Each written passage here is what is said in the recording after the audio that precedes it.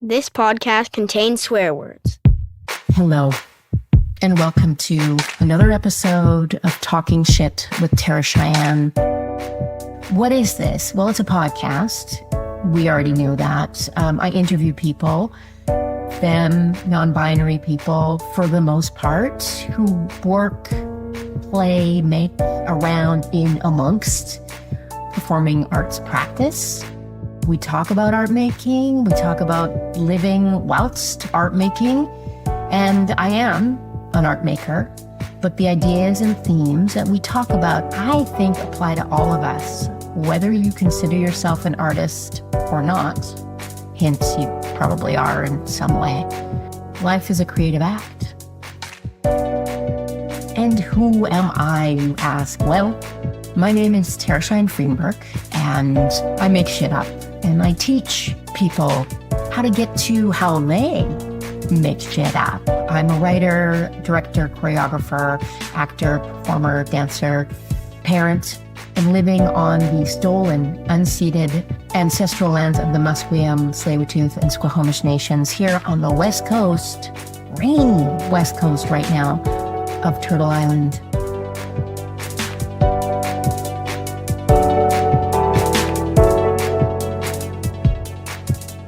All right, so before we get started, I got some stuff to convey.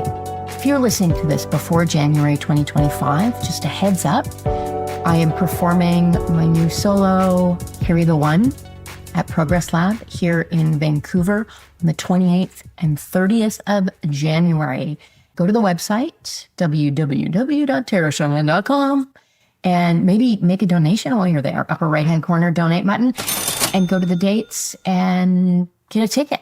2 shows only. They're kind of early, like one's at 4:30 and one's at 5, so it's nice. You can get home, you can get in your pajamas before 7:30, say. And hey, in these dark days, I'm into that. Also, we are hosting a fantastic workshop with an artist called Wet Mess from the UK. They are an incredible deviser, drag artist, amazing human being, and they are doing a workshop on February 10th, hosted at SFU, Simon Fraser University. So go to our website and maybe you look into that. It's going to be awesome. And of course, I mentioned it before, but rate, review, thumbs up, share this podcast if you have the means and the inclination. These are tough times in the arts right now, so donations really, really, really are needed. I'm not even going to say they help. I'm going to say they are needed right now. We'll put that link in the show notes, or you can go to the donate button on our website, or you can also go to Ko-fi, Ko-fi, Tara Cheyenne Performance, and you can buy us a coffee or the equivalent or something, make a donation there. There's also a couple bits of writing on our coffee site, thing, account. Yeah, some stuff there. I'm populating, trying to do some stuff. Okay, let's get to it. Today's interview is with my friend, Mary Hartman. Mary Hartman is one of those people that no matter how long it's been since I've seen her, when we see each other, we just kind of instantly fall into a conversation about real stuff. She's an amazing human. She is the director of the education program at Bard on the Beach here on the West Coast. Mary has combined an academic background and experience as a professional actor and director to create opportunities for people of all ages to learn through participating in Shakespeare performance.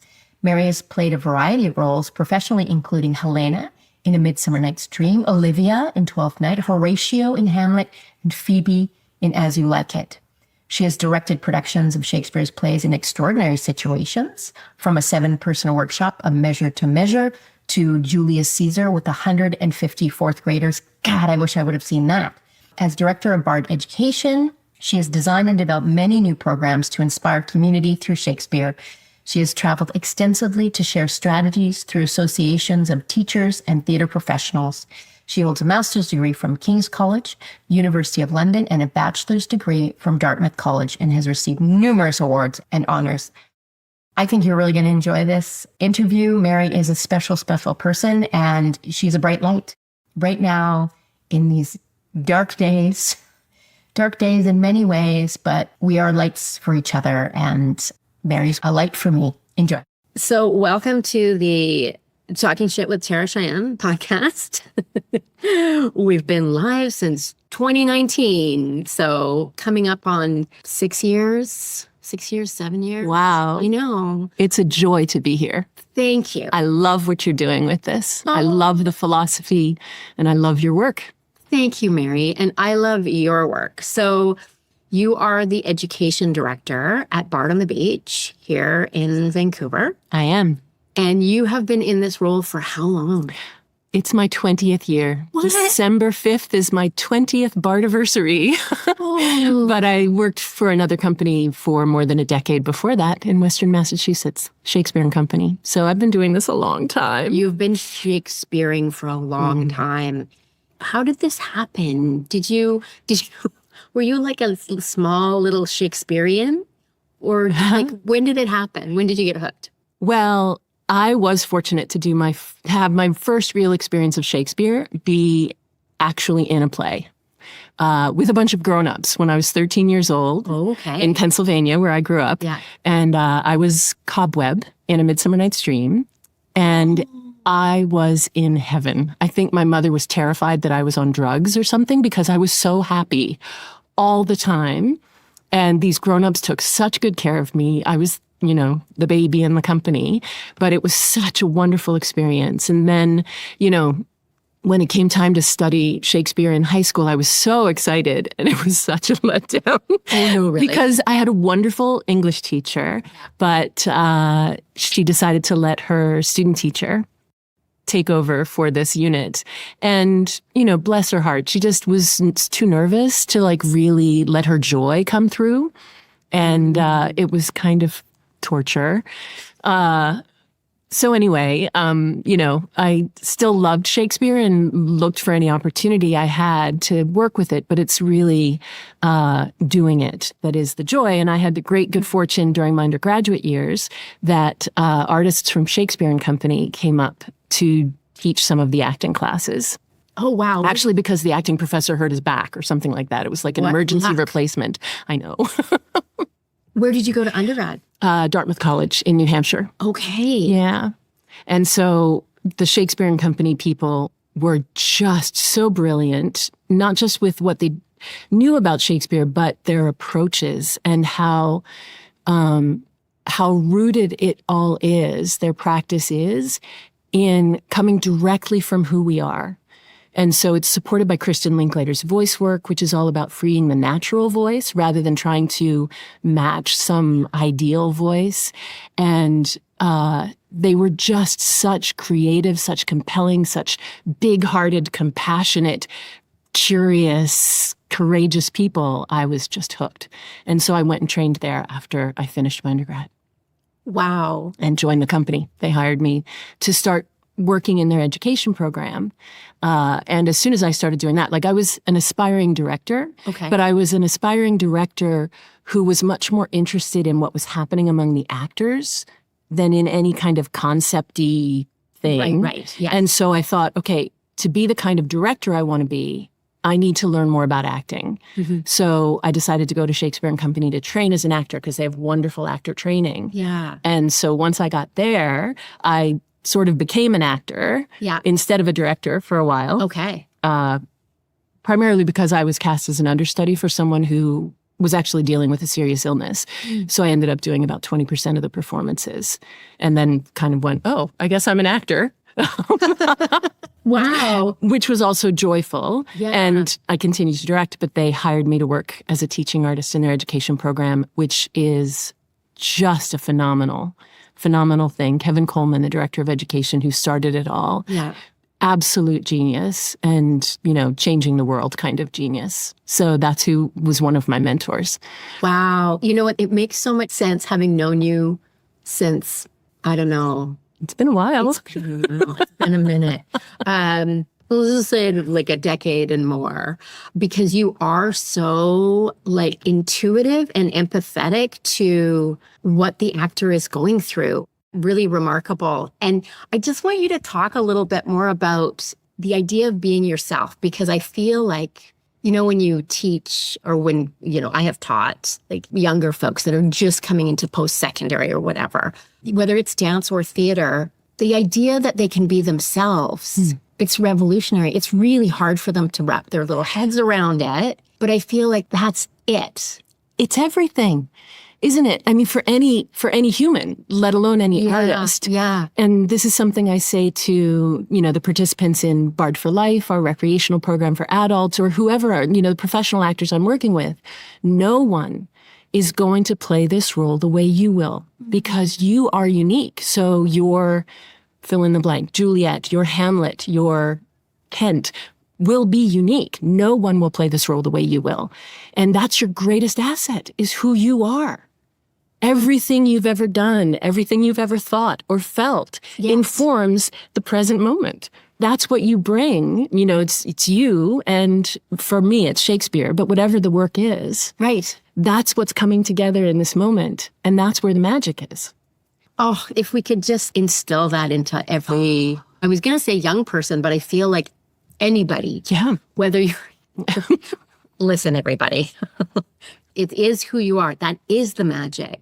It's like we've lost our way in terms of trying to be like someone else, always looking for, who do you aspire to be like? Who's your, who are you modeling yourself to be? All those kind of questions that just take us off track from that kind of personal investigation.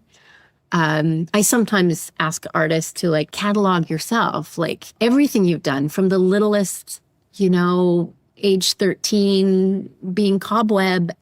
Like, what if you wrote down every little thing as if it was, not as if, because it is your CV, and really held it like that is so important. Mm-hmm. And then you see, I am full of amazing experiences. Yes. Right? Yes. And it's all the professional and, creative projects and all of that. But it's also, baking cookies with my grandmother, or the butterfly I saw on my way to work this morning, or all of those things that inform who we are today in this moment. Because ultimately we are, as performance artists, it's being human, right? So yeah, I love that so much. Okay, so then you went and trained at Shakespeare and Company. You started becoming a teaching artist. It sounds like that was like, oh, this is where my heart is. Yeah. I mean, I still kept my hand in with directing and acting, which was also really important. But, the central impulse of my professional and creative work became this idea of facilitating other people's experience of themselves and of their creativity. Right. Yeah. And that's just so joyful and so rewarding, and has kept me engaged and interested and busy and inspired for a really long time. Because there's kind of like, it's endless. It right? is. It's endless. I feel like it's really important too that, I mean, I go on about this a lot, but, taking down the walls between disciplines, between like, what is a director? What is an actor? What is a teaching artist? What is an embodied practice? Like, it's all... there's just so much beautiful gradient. And I feel like that's part of why you're such a great, I don't know if facilitator is enough of a word for that, but it's like, I'm just going to make up a word for you, Mary. Cool. Or maybe it's like you're like a hub, like kind of a center point, a center of intersections of all these things, because you can hold the threads of all these different ways of engaging with the work, which is part of why it seems like you just like tap in. You can tap into what somebody needs in a moment or needs to reference. Do you know what I mean? I guess so, yeah. Yeah. There's probably some good word, but perimenopause has taken so many of my words away. They'll come back. No, thank you. Thank you. Amazing. So what brought you to Vancouver? My husband's work. Okay. Yes, in visual effects. So he got recruited, headhunted to come out here for a job. And our children were small then. Our daughter was 3 and our son was 1. Wow. And I was doing that whole life thing of supporting them and, doing the work. And I needed a bit of a break, I think. Okay. But also he had been working for a company in Western Massachusetts that was financially challenged. They didn't have work for him. So he had to look elsewhere. And then this opportunity came along. So I just looked at pictures on the internet of Vancouver. I was like, wow, looks beautiful. Okay, let's go. Wow. So yeah. And I love Vancouver. I love living in Canada, and it's been a really wonderful place to be the last 20 some years. So I did take some time off to spend time with the kids. Oh, that's so good. Which was really nice. It was just a couple of years, but it was glorious. Right. And, when Alex, he's my youngest, was ready to start preschool, I really was desperate to get back to work because I just really craved that. I love what I do so much.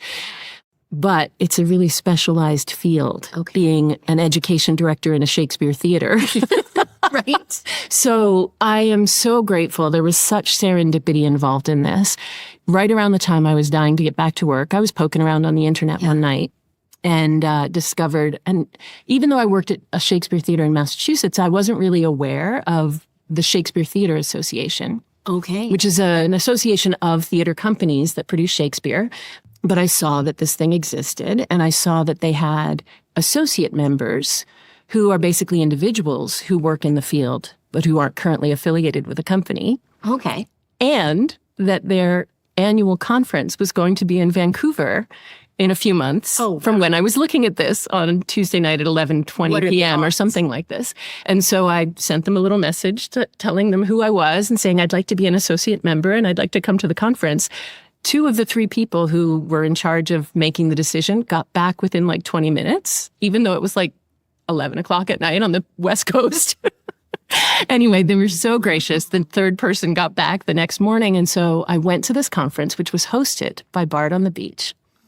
And one of my other great mentors and dear friends, Tina Packer, the founding artistic director of Shakespeare and Company, came to this conference. And bless her, it was as if her sole purpose in coming to this conference was to bend Christopher Gaze's ear and tell him how great I was and tell him he had to hire me.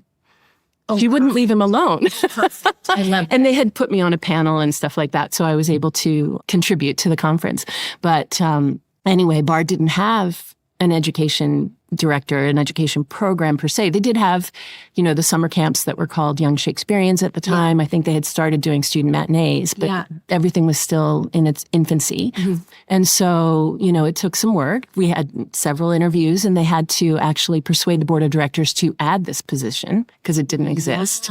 But by the beginning of December that year, I was hired.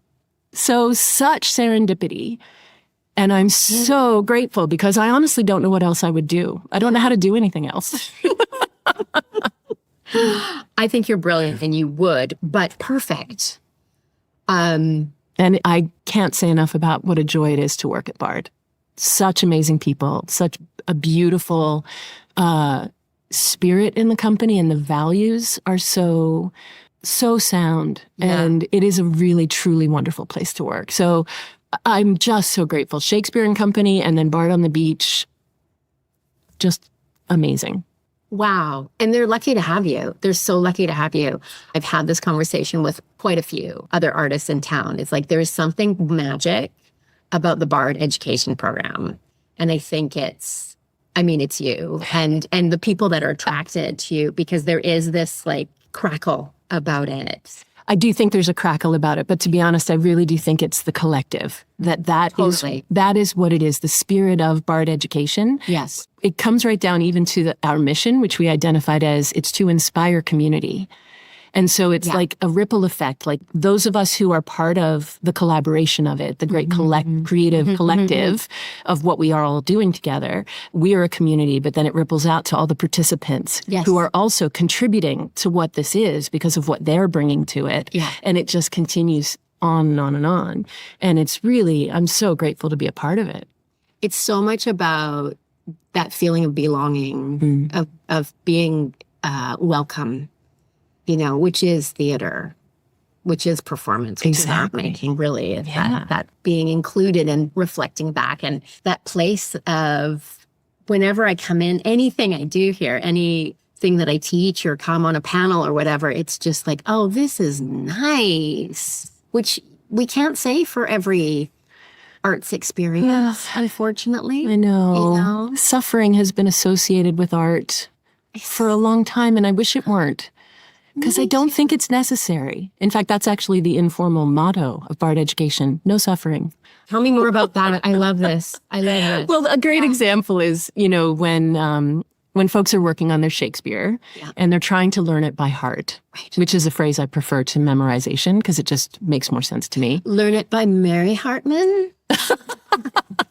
Learn it by heart. But anyway, they're trying to learn it by heart. But our work isn't memorization class. Right. So that's not what it's about. Yeah. So anyway, what we often say is, you're up there, you're doing it, you know it, but of course we forget it because that's what happens when you're up there and it's all different and there's an audience. And so the last thing any audience wants to see is someone beating themselves up because they've forgotten their line. Totally.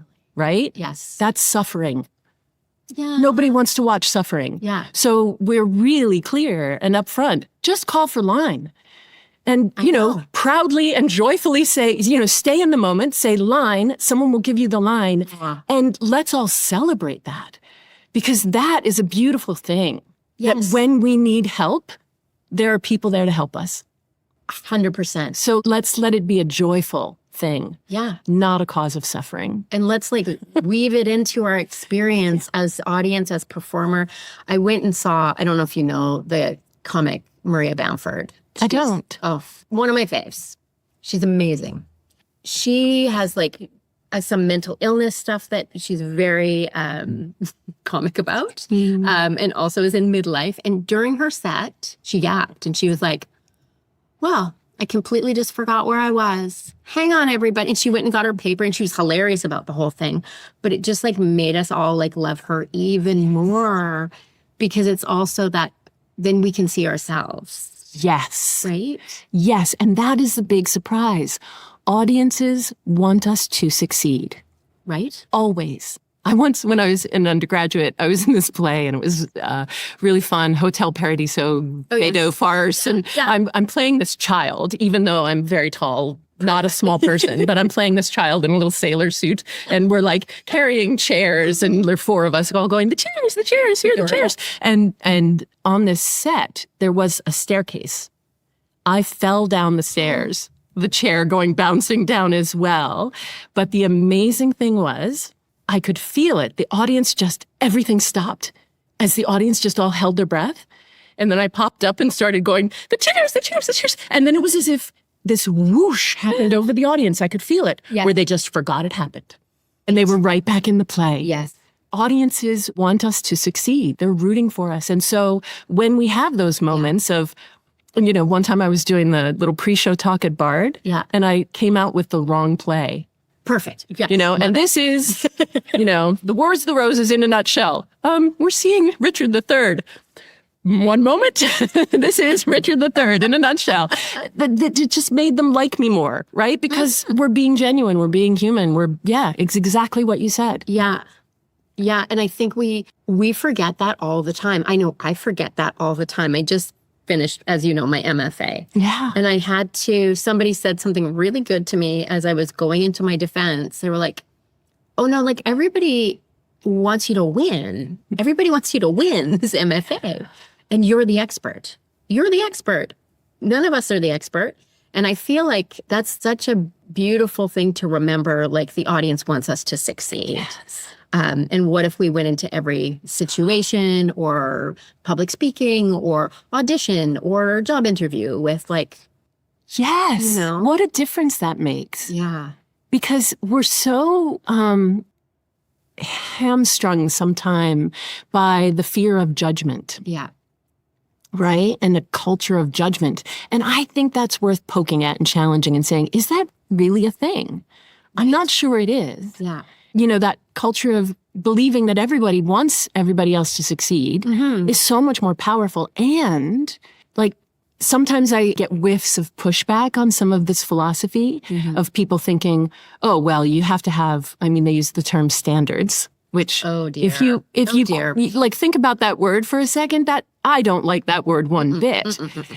Like, we want things to be wonderful. We want things to be engaging, delightful. We don't want them to be standard. We don't want them to be less than wonderful, joyful. Yeah. And judgment is not required for something to exceed our expectations, to be breathtakingly wonderful. In fact, it's better if we're all rooting for each other. Oh my God. The work can be that much more. Yes. Engaging, affecting, powerful, delightful, moving, fill in the blank. Yeah. It just opens up so much space, right? That thing you just said, judgment is not required. I feel like that's like, can we get t-shirts? Oh gosh, yes.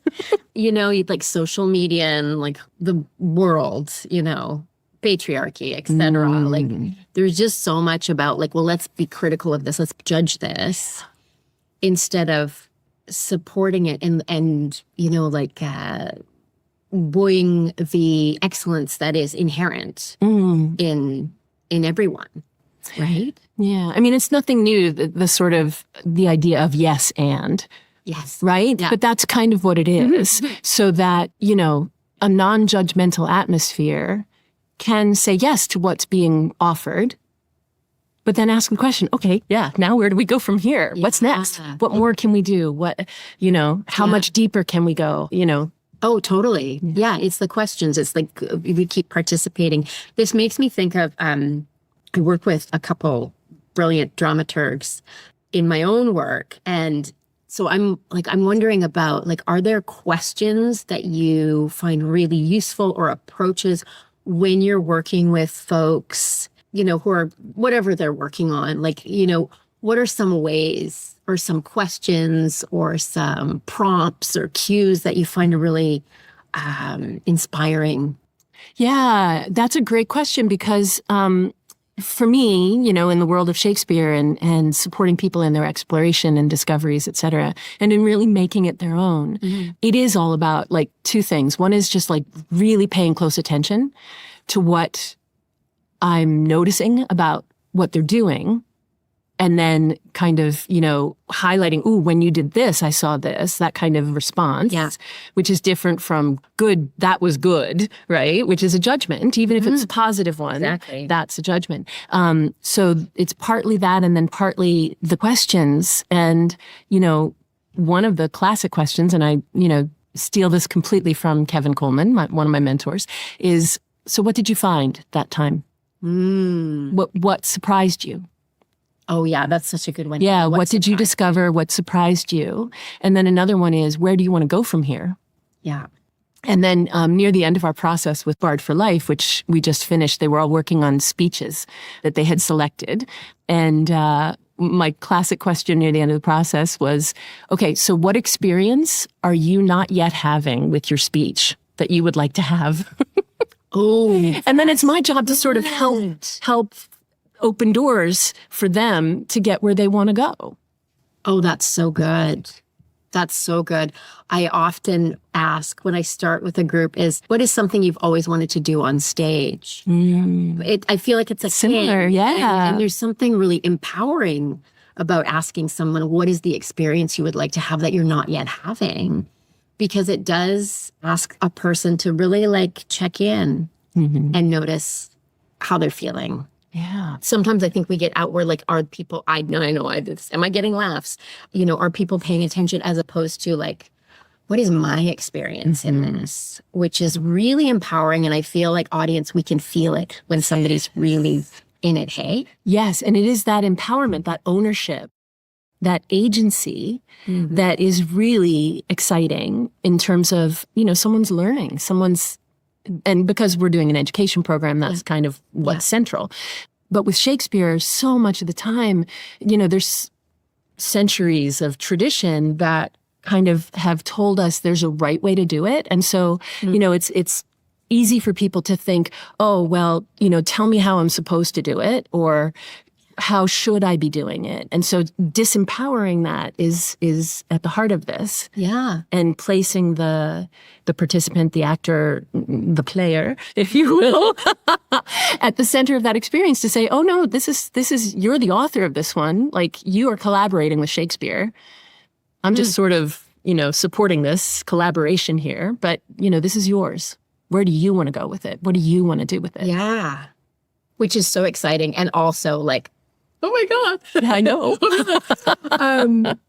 I bet you get this often nowadays, but I'd love you to talk in whatever way you want to about the relevance of Shakespeare, this great tradition, this like canon of work and thought and ideas about what is the gold standard. I know that's like not something we even, need to. The sort of Shakespeare as cultural icon kind of thing, and the elitism of it and all that. It's all the stuff I hate about Shakespeare. Right. And I actually need that strong a word. Yeah. I hate the burden of all of the conventions around Shakespeare, the assumptions around Shakespeare. They're so destructive, and they're also completely off the mark. They have nothing to do with Shakespeare. All of that stuff started, in the middle of the 17th century, I want to say. Yeah. With all of the so-called bardolatry, which is a fun word. That's a good one. I think it was George Bernard Shaw who coined it. Yeah. Don't quote me on that, but I'm pretty sure. Okay. Anyway, it's just nonsense. And it's so different from what Shakespeare's actually about. Right. And yes, it's absolutely true. Shakespeare has been used as a weapon of colonization, which is just horrendous. And so it would be tempting to throw the baby out with the bathwater because that bathwater is so nasty. Mm-hmm. But that baby actually has some great potential for us today. Yeah. And it's interesting. People talk about, they use a couple of terms that I've decided I kind of want to challenge and poke at. One of them is universal themes.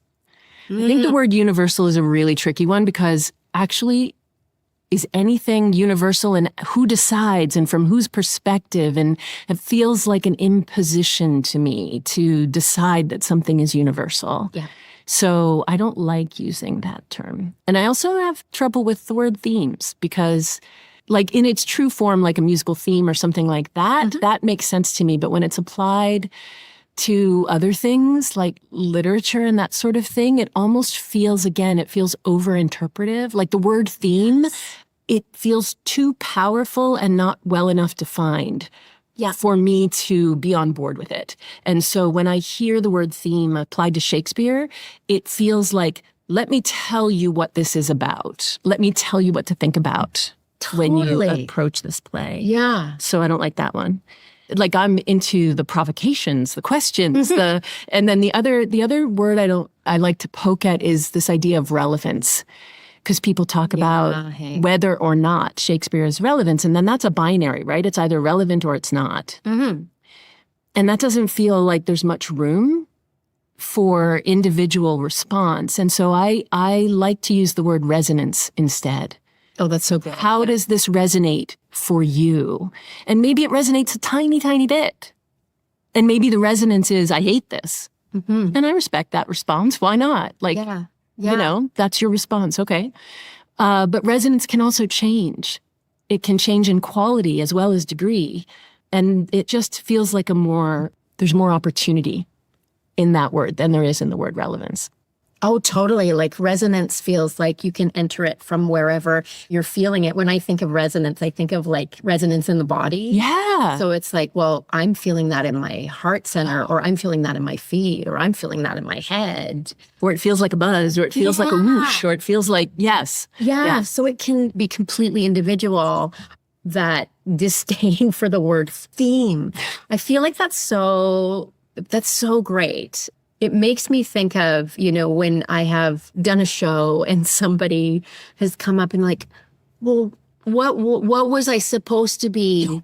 What was I supposed to be thinking this and this part? And I always go like, whatever you were thinking is on the money because you are my scene partner and what you bring. So that what you're saying opens us up to, there is no one theme. I think of like, I'm just going to talk about TV because I like talking about TV sometimes. Cool. You know when you like rewatch a show? Sometimes rewatch like Brooklyn Nine-Nine. That's what I rewatch because I'm like, I need something funny.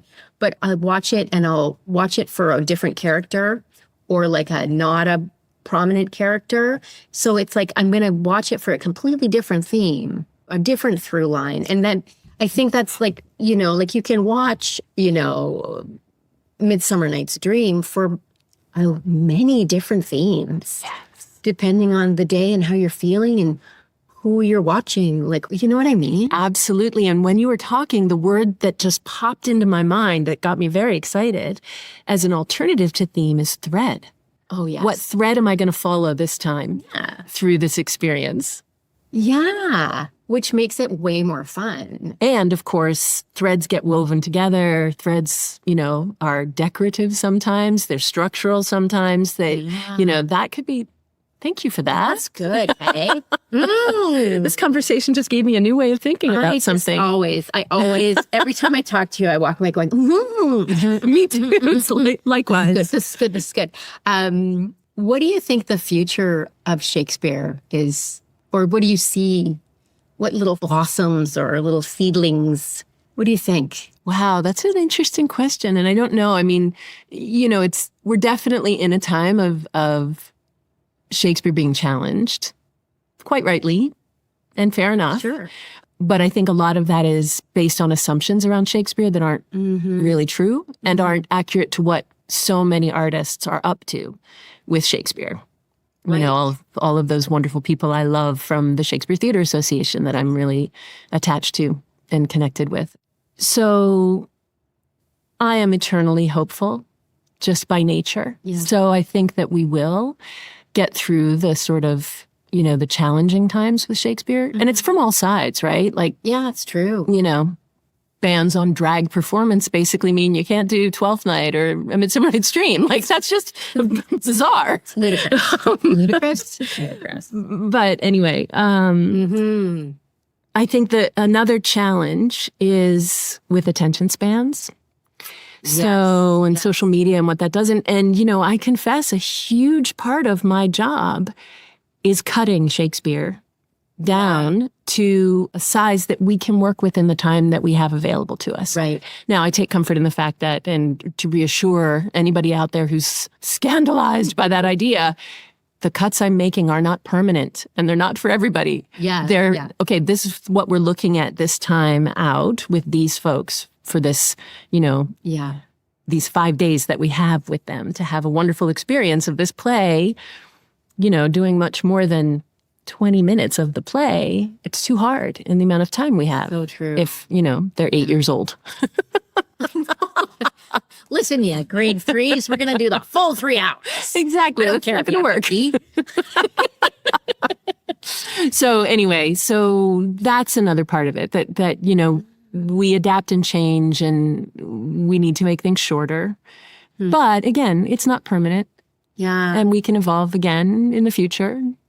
Oh, that's such a tonic to hear. I think a lot about attention and our stolen focus, which is the name of a book. It's a great book about attention and social media. And just, I read a really interesting article and I'm not going to remember where it was from, but it was a theater professional talking about how magic it is that actually still we go into the theater.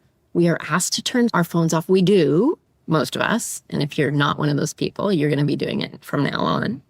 And we do. It's like this magic time when you have I can just focus on this. It's kind of amazing in our world that is happening. I was reading this thing about what is happening with TV writing right now. Is they're asking TV writers to write with the assumption that people are on their phones. Holy shit. I know. I read that too. And my heart just sank through the floor. I guess I'm hopeful because people, maybe I'm just grasping at straws here, but I feel like younger people are coming to theater and dance in these places where it's I get a break from this incessant pulling of my attention that I cannot sustain and sucks the life out of me. This beautiful place that's been here the whole time. Holy shit. So when you say like we cut it, but that's not permanent, that feels like a real beacon. Well, and I think we must crave genuine, human, real-time, all in one place communal experience. We need it as humans. And, as AI starts to take up more and more of the bandwidth as well, I think we need real human interaction. And so that's another reason why, again, with my ever optimistic outlook, I remain hopeful for live performance. There is no substitution. And that famous study of people's heartbeats syncing up when they're in the theater, and those like the collective experience, I feel like that is the future, or that will bring us out of this horror, this being together. Because then no matter who you are, or no matter what you think, if we're just bodies together experiencing something, it is kind of magic. I mean, I'm just like thinking right now, I'm so glad you wanted to do this interview in person, because the energy is palpable. Like, it's so real. I can look into your eyes. There's all this body language. There's all this communication happening beyond words that you simply cannot get without being together. Yeah. We resonate with one another because we're in the room together. Yes. Yeah. Yeah, totally. Totally. Oh, amazing. So what's like your next project? What's your next dream and scheme, or the thing you're looking forward to? I know you just finished Bard for Life. We're going into December. You're going to have a fantastic December. What's next?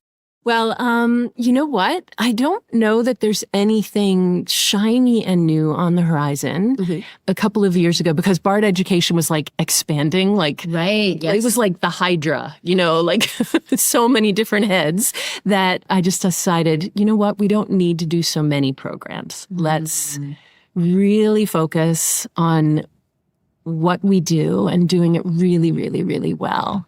And so that said, the programs that we're doing are so delightful and so exciting, and they are expanding each one.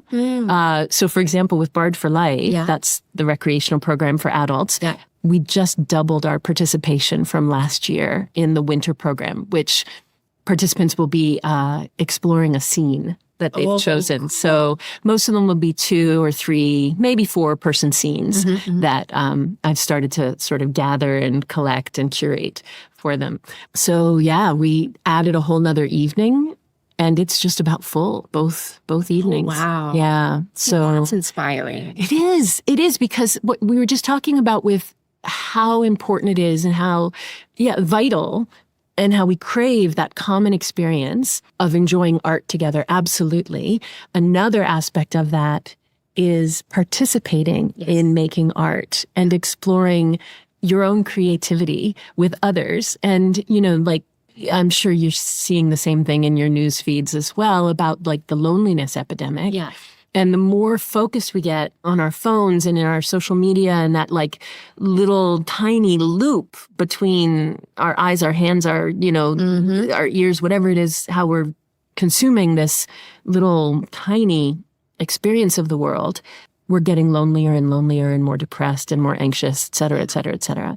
So actually connecting with other people, forming a community, a supportive, creative, caring, collaborative community, it just is, it's so joyful. And that's what's really exciting. And I'd say that's happening in all of the different programs that we do. Like one of the big surprises with Bard Studio, which is the program we offer to theater professionals, they're one-off classes that they can come and go as they please. So when we did the feedback form for that, like we weren't surprised that they were grateful for the instruction, because we've got amazing guest facilitators from all over the theater community, including you, my dear.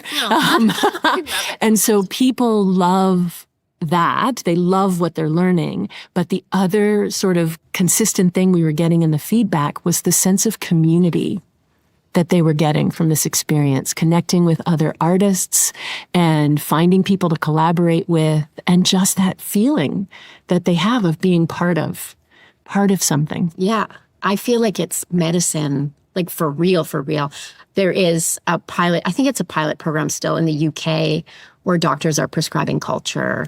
Yes. I read about that too. Did you read about that too? And I was just like, that is it. You know, both participation and the going as audience. I'm sure if you test vital signs at the beginning of a process and at the end, and it's just what you say, it's that sense of community, just whatever it is, you know, being together, participating in something collectively, enjoying each other's invention and foibles and curiosity it does make us healthier in all the ways. I think physically and mentally for sure. I think so. Yeah. Oh, that sounds good. That sounds good. Is there anything that you wanted to talk about that we didn't get to? I can't think of anything. Okay. I'm going to ask you this question, which I always finish with. Is there something that you do currently? It can be little, it can be big, that kind of keeps you creative or keeps you inspired, whether it's like cooking something or a TV show or a practice or anything? Well, the big one is going for walks with my dog. She's a glorious dog. What kind of dog do you have? 14-year-old Husky Border Collie Cross named Juno, and she is a goddess. Oh.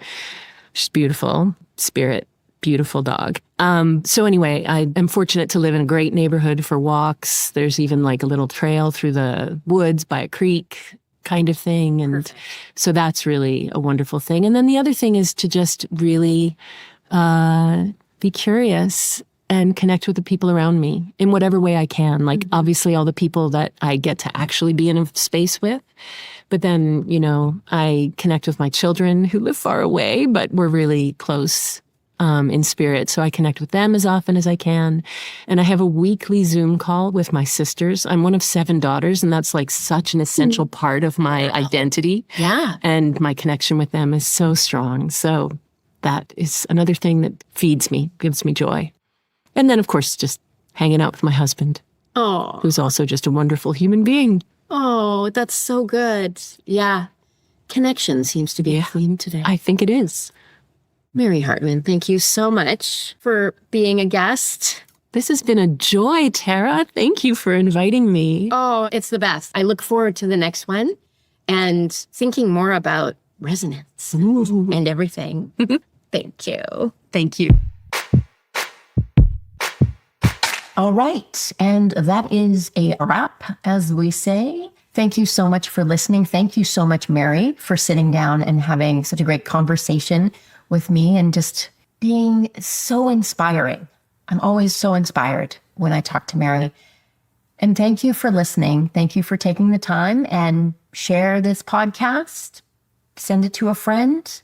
All the listeners out there, we're a community, and I really appreciate you listening.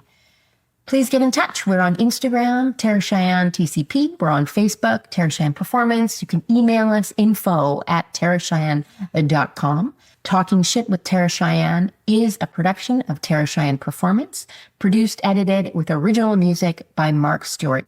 And before I leave you, I would just like to remind you to keep making shit up.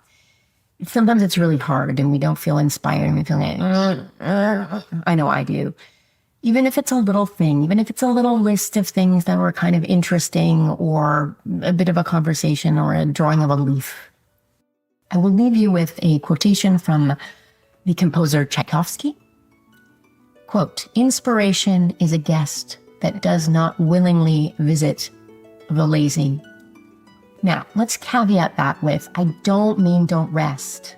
I'm not saying that. I don't think he was saying that. The point is that we make stuff and we don't really worry whether it's shit or not, because the inspiration will come if we're mucking around. So muck around.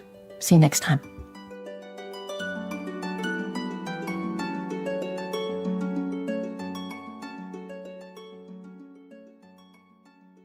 This podcast is effing good.